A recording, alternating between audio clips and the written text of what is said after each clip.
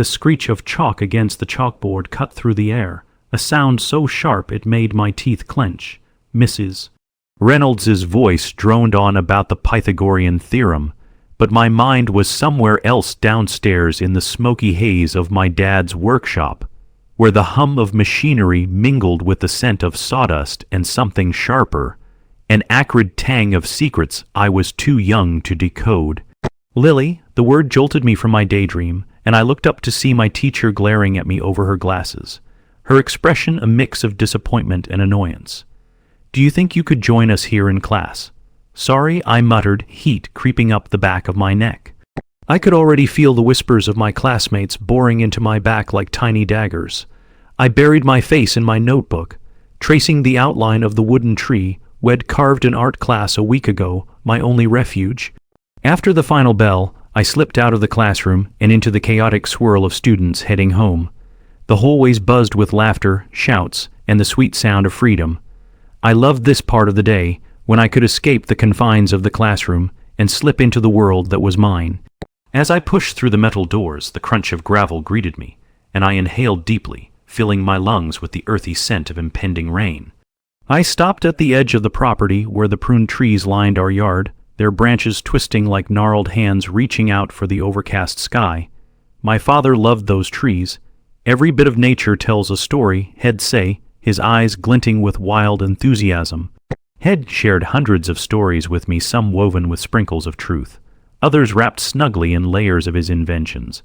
Biting my lip, I made my way toward the workshop, that fortress of secrets. Pushing open the heavy door, I was met with the familiar sight. Tools scattered across the bench, the shadowy corners filled with half-finished projects. At times, it felt more like a reliquary of hidden truths than a place of creativity. "Dad," I called out, but there was no answer. The workshop felt emptier than usual. I stepped inside, the door creaking behind me, and glanced around for movement, for the gentle clatter of tools like a reassuring heartbeat. He was not here, and a dull ache settled in my chest. The absence weighed heavy, and I could not help wondering where Head wandered off to, what new lie he could have spun this time. I moved around the workbench, my fingers trailing across the smooth finishes of half-finished toys that had yet to find their way into the hands of eager children.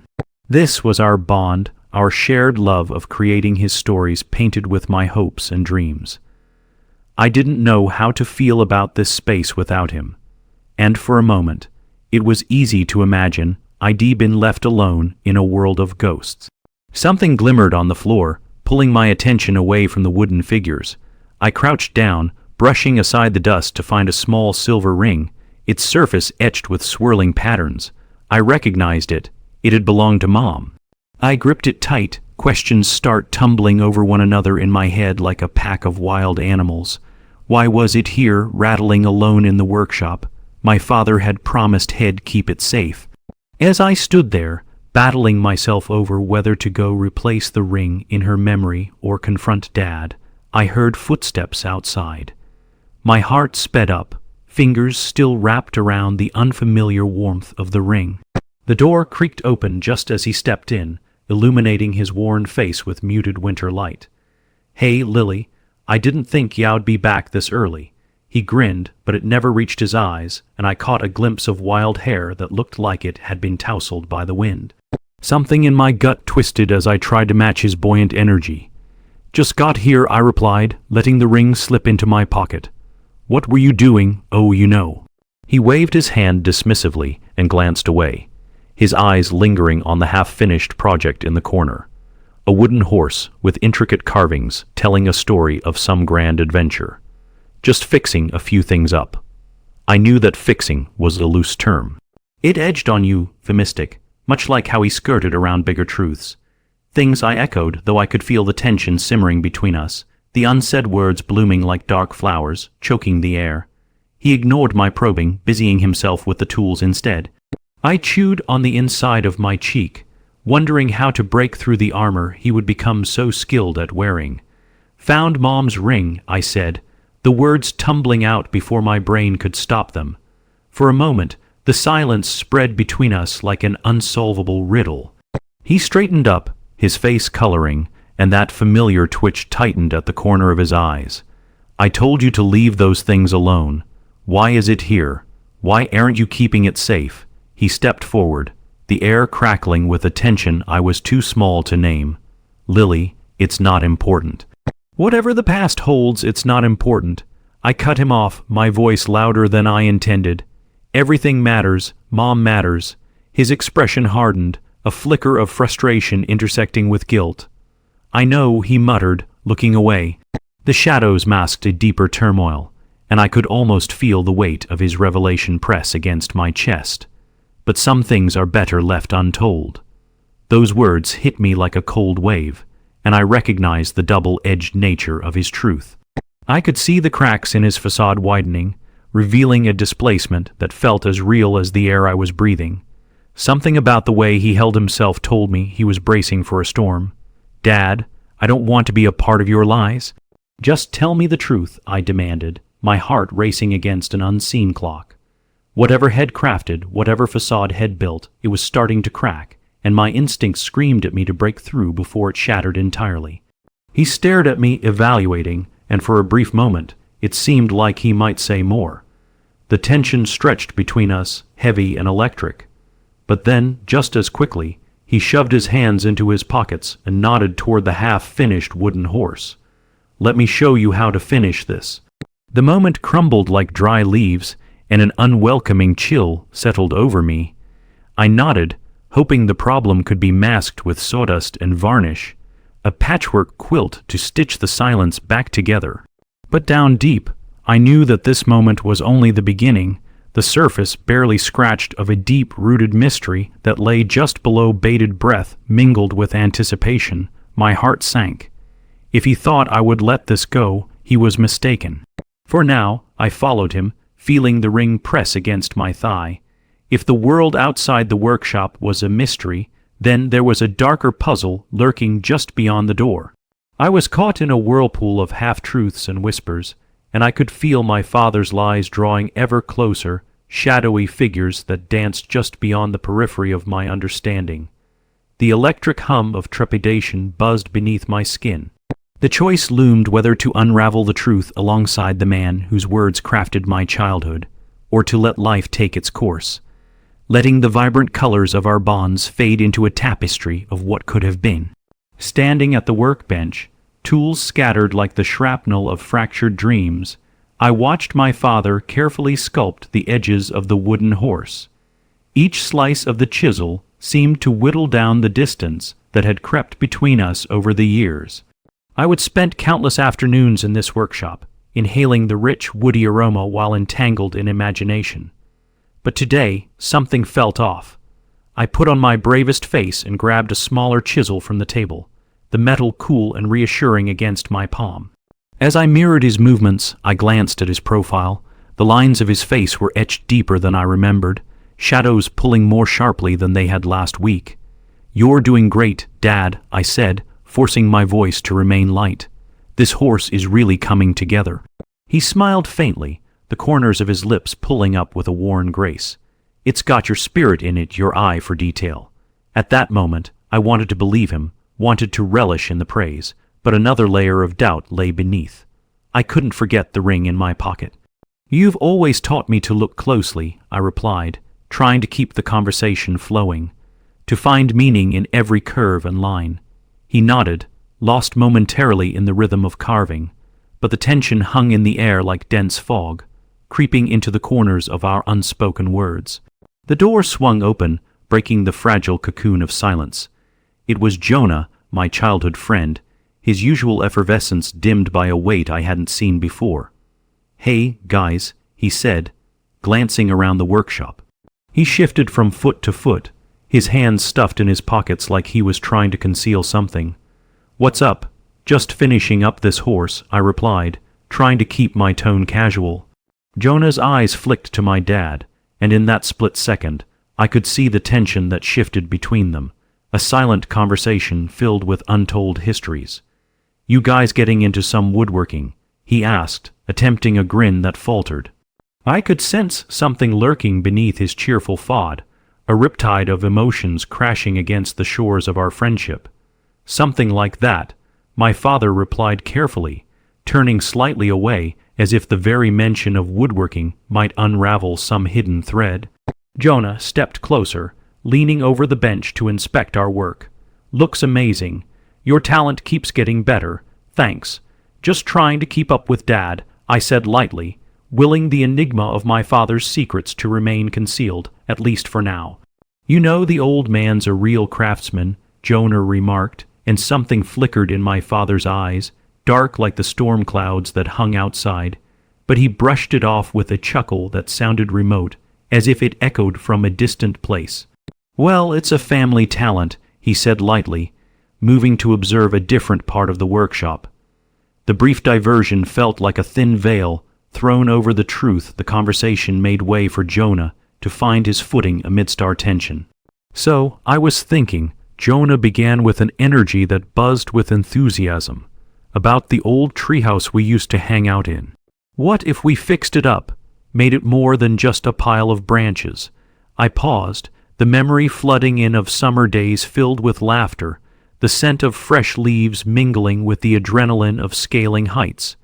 "That could be fun," I said, even as a pang of nostalgia twisted my heart. Behind my smile was a flicker of fear how much of our past state could truly be reclaimed. Yeah, we could build a deck, decorate it, turn it into our secret hideaway again. "I've got tools too, you know." "Like you think that's a great idea," my dad interrupted, and I could feel the warmth of that uncharacteristic enthusiasm like an electrifying jolt. "Anything would do just fine. A little ingenuity can go a long way." Jonah's face lit up, and for a moment the tension evaporated in the brightness of possibility. "Exactly. We start next weekend, and I can bring some food. Maybe we can add some cooler blankets for when we hang out at night, watch the stars." It felt like a beacon amid the fog hanging heavy in the air. As they both made plans, I allowed my voice to join theirs. But in the quietest corners of my mind, the ring throbbed like a reminder of a storm brewing beneath our roof. As Jonah trailed off with some final ideas, I stood in the dim glow of the workshop, increasingly aware that mere distractions would not solve our unraveling threads. That evening, as dinner approached, the air in our home turned thick like oil simmering toward boiling. My father at the table, working meticulously on overly simplistic questions about school, while Jonah chatted with easy cadence. Time swirled like a whirlpool that churned heavier with every passing moment. I caught Jonah's eye, almost pleading for an escape, when my father suddenly looked more like a stranger. "You girls need to work on your math. It's a pain, I know, but it's necessary for later in life, Sparky." The usage of my childhood nickname, so innocent, sliced deeper than I was prepared for, a bittersweet pang of the past reverberating through our tenuous connection. After dinner and a long-winded discussion on the nuances of quadratic equations that felt interminable, Jonah and I escaped into the cool night, where the rhythm of cicadas surrounded us, an eerie melody playing in the background of our frivolous concerns. "So, this horse, what's the deal?" he asked, glancing sideways at me. "I mean with your dad. Anything you're worried about?"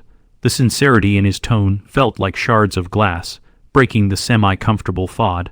I exhaled, dragging the thoughts from my stomach where they would lodge like stones. "It's complicated. I found something," and my voice dropped as if the air itself had turned too heavy with words. "What if he's not who I think he is? What if he's doing things, and what if he's not?" Jonah interjected gently. "Sometimes we see the worst in those we love because we expect them to have the answers, but everyone has their struggles." It struck a chord deeper than I cared to admit. I found myself silently staring into the darkness while his words dug their way into my skull, creating seeds of doubt that echoed back and forth between apprehension and the hope for understanding. "What did you have in mind for the treehouse, anyway?"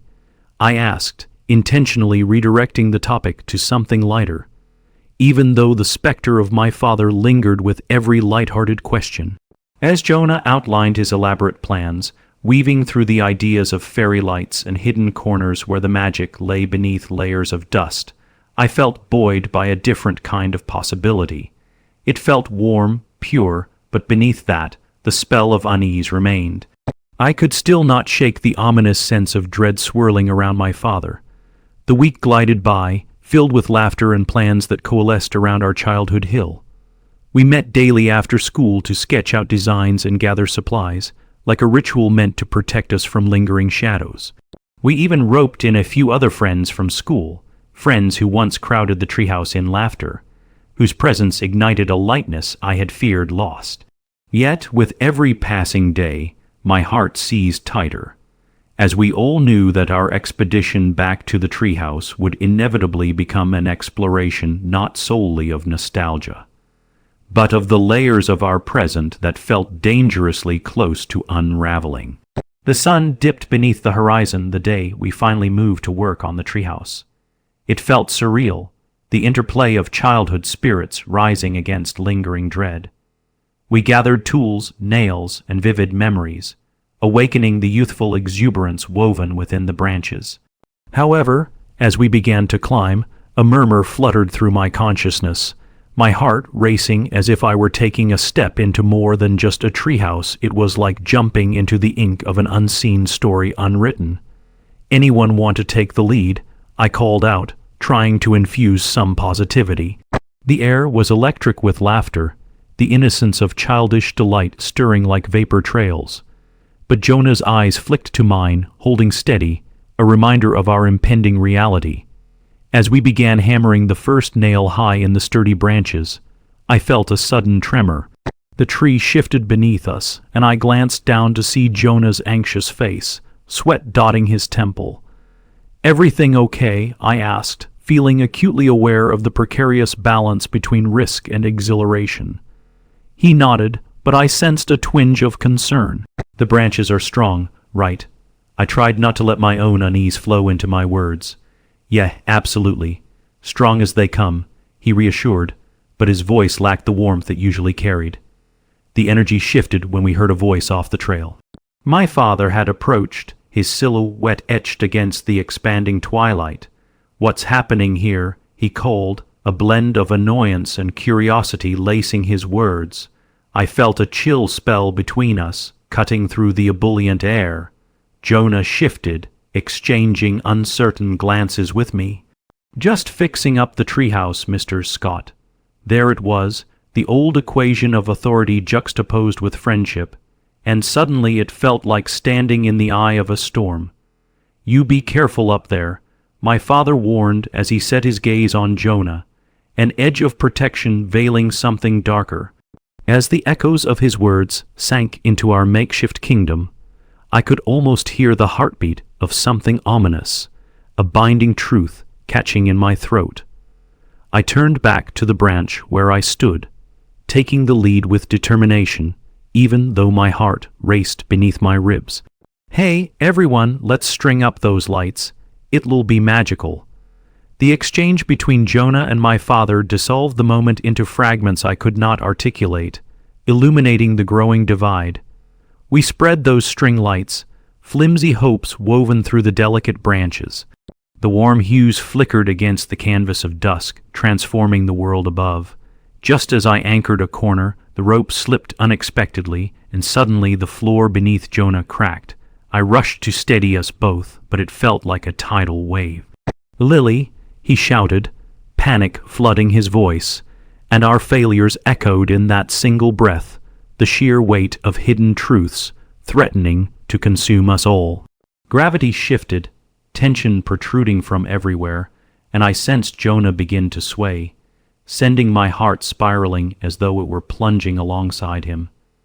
As he regained his footing, light danced dangerously close to extinguishing our laughter. Adrenaline coursed through me as I reached for him, voices mingling amid the sweat of determination that pooled on our brows. I felt a knot of fear grip tighter around my chest, the echoes of the past colliding with our present. "I've got you, just hold on," I yelled, the urgency drawing everyone closer to the precipice of this unfolding riddle. Our hands grasped tighter, desperation sparking new energy while the embrace of uncertainty squeezed around us. "You've got to take it slow, Lily," my father interrupted with that familiar authority, but I sensed the brimming water between us torn between instincts and worries, we could neither name nor examine fully. It was in the glaring light that I could see the darker threads stretching to the edges. The world above us had become a tangled web of fears, unveiling truths that remained below the surface for too long. With Jonah steadying himself, the air still churned thick with unspoken words and fleeting possibilities. "The woods could hold answers we haven't discovered yet," I murmured, glancing around the darkening space, my emotions roiling with revelation. "But at what cost?" Jonah countered, his eyes flickering with uncertainty, but I held on to the knot tethering me to the moment, a longing to explore the tangled roots of our shared histories. The wind picked up as if sensing our predicament, rustling the branches overhead. "Let's take it one step at a time," I instructed, trying to breathe through the waves of surging tension. "No more secrets, just us." As my words intertwined with the ambient sounds of the night, I felt the growing weight of our narrative's layers of understanding and truth pressing upon us like the silencing dark. And so we wove together, finishing those threads amidst flickers of uncertainty and laughter, forging under skies laden with burdens we could barely grasp. Just like the moments of joyful abandon we longed for, we embraced the reality of our separate journeys, the need to uncover the truth weaving in and out of our lives as the hoot of an owl punctuated the night. Shadows danced above, but beneath them lay the solace of friendship, still wrapped in the shrink-wrapped whispers of the past, and fortified in the present, all coalescing toward a horizon that awaited our collective unveiling. And as the stars brightened around us, I couldn't quiet the pulsing questions that still lingered like rays of light pushing through the dark. The past week had become a frantic whirlwind of planning, laughter, and reconnections, a fragile thread of hope woven amidst a tapestry of uncertainty. With the treehouse adorned in string lights, laughter echoed through the branches, illuminating not just the wooden beams but the hearts beneath them. Yet, despite the growing bonds of friendship and the hints of repair hovering on the horizon, the shadows clung tight to the edges, whispering that we had only begun to scratch the surface. That Saturday, the day I had built up in my mind as something monumental, had finally arrived. The air was thick with expectation, and the overcast sky mirrored my nerves. We had gathered early, eager to return to the sanctuary my childhood self had cherished, the summit of our imaginations that flourished in that weathered tree. I could feel the energy buzzing beneath our feet, a pulse radiating through the ancient roots. I arrived first, rushing up the familiar path, my feet retracing memories filled with laughter and adventure. The wooden ladder groaned beneath my weight. I brushed away the dust that had settled on the floor and stepped into the spacious room it had become. Above us, the branches swayed, their acceptance evident as they cradled our memories in an embrace that refused to let go. But the thrill couldn't mask the storm brewing within me. "Hey, Sparky, you made it early." Jonah's voice cut through the air like a welcomed breeze, bringing me out of my reverie. He clapped me on the shoulder, his smile wide but tinged with an unusual anxiety that shimmered beneath the surface. "I thought you might be scared to come alone." "All of this rebuilds our childhood," I smirked back, brushing the self-doubt aside. I guess it felt like my duty to make sure the place was lost forever. In the minutes that followed, we filled our time building, painting, and exploring our shared pasts with exuberance. My nerves seemed to recede as the day unfolded within the familiar warmth of camaraderie. Laughter soon surrounded us, mingling with vibrant colors and the scent of fresh paint. Jonah crafted a series of intricate designs to line the walls, while I worked beside him, hammering nails and stringing lights in swirls around the space. Each stroke of paint became a burst of laughter, every nail a promise that we were holding ourselves accountable to our childhood dreams. The metamorphosis of the treehouse became more than just restoration. It represented our collective commitment to nurturing what had been neglected, hidden beneath layers of uncertainty. When the girls finally arrived, Eva and my childhood friend, Julie, they busily contributed their own artistic flair, effervescent in their enthusiasm. Soon, the small room transformed, each brushstroke seemingly breathing life back into a forgotten world. We painted patterns that told stories, intertwining future dreams with past regrets. Yet, Even amidst this joy, reality loomed thick on the horizon, the shadows of the truth we all skirted around like the edges of a flame that was about to ignite. The sun descended, wrapping its soft golden light around us just as conversations circled back to deeper themes. It happened organically, as laughter faded to a whisper, our eyes seeking one another's. "What's next? What else could we do to make it perfect?" I asked, half catching my breath from a flurry of activity. Eva motioned to a corner where the light of the sunset spilled through the branches in gentle hues, drawing us toward it like moths to a flame. "I say we write our own stories up there," she suggested brightly, clearly 100 miles away in a world of dreamy possibilities. "Make it a storytelling corner where everyone can share their own tales of adventure, just like your dad used to." That moment struck a chord, and I felt as if all the painted walls and string lights had illuminated the crevices of my own memories. The echoes of my father's laughter, the way he spun worlds without edges, had gripped my heart and shown me that perhaps the stories weren't the only threads binding us together. What if we embraced the broken parts along with the parts that twinkled brightly? As dusk enhanced the colors around us, mingling patches of shadows with bursts of fading light, something inside urged me to harness that momentum. "What if we write our own stories about what we've all faced?" I asked, an involuntary wave of vulnerability crashing over me.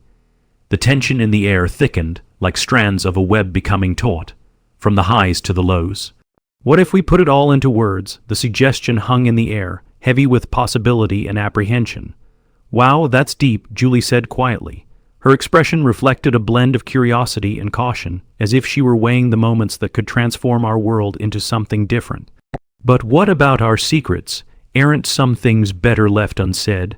Suddenly, the unspoken truth drifted back to the forefront of my mind, solidifying like a rock in my stomach. "I think they only fester in silence." I looked around at the gathering of friends, all faces lined with contemplation. What if exposing them could set us free? I shared the growing tension from the weeks prior, how I had stumbled upon my father's hidden truths and the shards of stories that fragmented our timeline.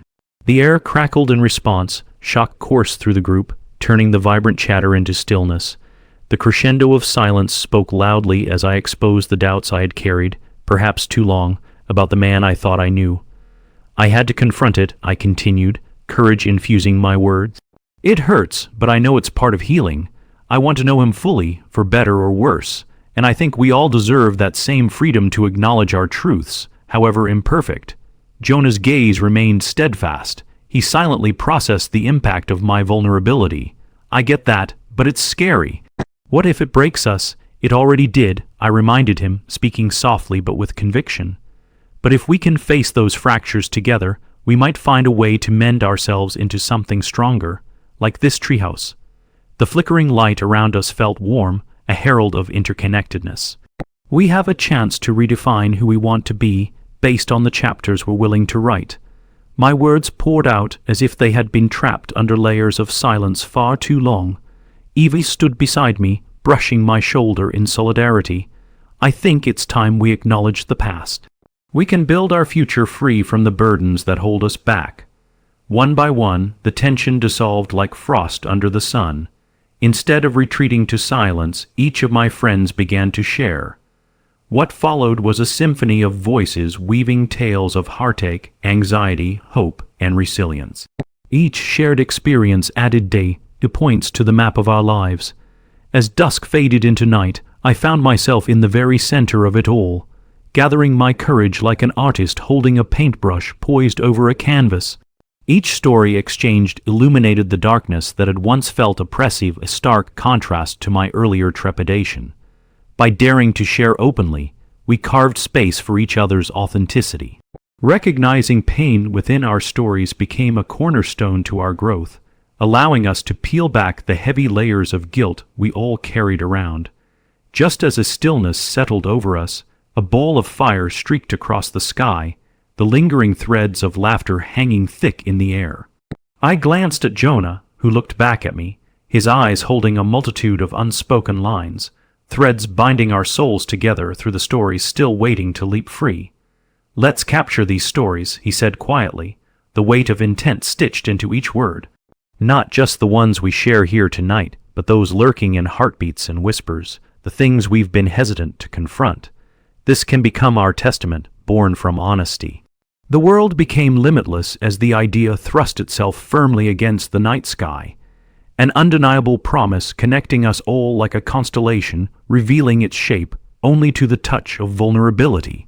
Each of us accepted that the road ahead would carry intricate scars, but those scars could also become the artistry of our lives. In that moment, I felt the tendrils of relief wash over me, sweeping through the shadows on their way out, casting light into corners that had gone too long neglected. Each shared anecdote evoked a sense of reconciling not only our identities among the shifting landscapes, but also a grander truth ringing forth, that in acknowledging the flawed beauty of our existence, we hadn't just borrowed the tattered past, we had the power to rebuild, igniting vivid dreams that flourished in broken dreams. And so the evening unfolded with layers bound through laughter, joy, exploration, and revelations. It transformed into an indelible tapestry rich with colors. The stories we set free floated like the fireflies that twinkled above us, illuminating the pathway to a brighter horizon. As the night deepened, I felt the fervent words of my father resound through the corners of my heart, a bridge connecting the fractured pieces of my past to the limitless possibilities of my future. Each truth uncovered not only drew us closer, but also allowed the prospect of our own identities to breathe once more. There were thousands of stories yet unwritten, resonating beneath the capricious winds of change, many messy, all real. This newfound commitment propelled me forth, not just out of my own burdens of expectations, but for every person who ventured into these woods with mended hearts. And as I stood nestled amidst the branches, surrounded by the laughter filling the air, buoyed by the weight of friendship and the promise of authenticity, I longed to share each one. A burgeoning truth clamored to take flight. In that moment, I embraced the narrative that would stitch our lives together, echoing like the sound of a heart beating in sync despite the rough edges. Fireflies danced overhead, a testament to our shared journey, and I knew we had opened the floodgates of something much larger than ourselves, a community woven by resilience with stories intertwining for years to come.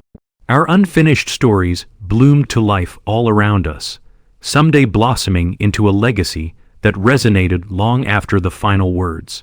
And I, standing arm in arm with my friends, breathed deeply into the night, ready to embrace the rich uncertainty of a life unfurling ahead. Hand in hand as we ventured into the unknown.